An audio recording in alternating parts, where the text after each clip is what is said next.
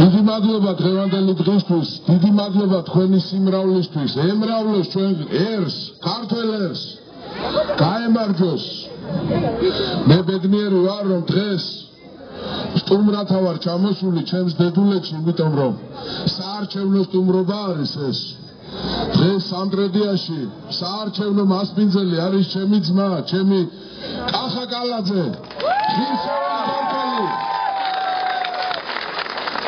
ადამიანი კაცო პირობას გაძლევს ხალხო.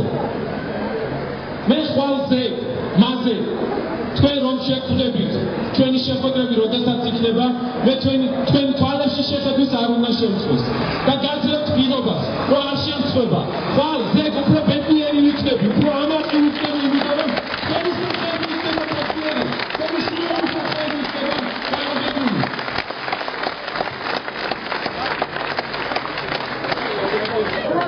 მოგესალმებით, ჩემო კარგებო, ძალიან მიხარია რომ თქვენთან ვარ.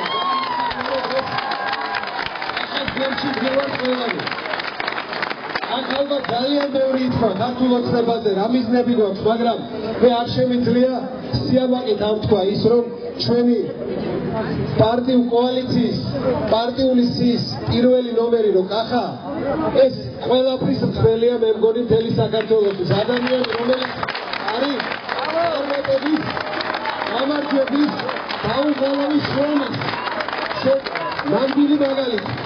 ყველასთვის ახალგაზრდებიდან დაწყებული ჩვენი მამების თაობისთვის, ყველასთვის საყვარელი შვილი და სწორედ ამიტომაც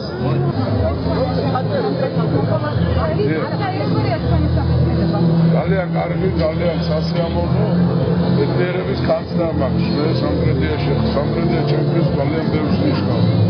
ჩემი დედულეთია, ეს აქედან რო დავიწყოთ, ისედაც სამტრედია არის პოლიტიკური ეპიცენტრი დღეს, იმიტომ რომ ჩვენი ქართული ოცნების პირველი ნომერი, ჩვენი კოალიციის ერთ-ერთი თვალსაჩინო წარმომადგენელი კახი კალაძე იხდის აქ ეს და 100%-ით ვარ დარწმუნებული, რომ კახი გაიგონებს სამტრედიაში.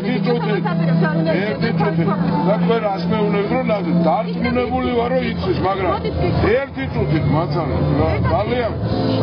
ძალიან გთხოვ, ხო? მაცალე რა, ძალიან გთხოვ.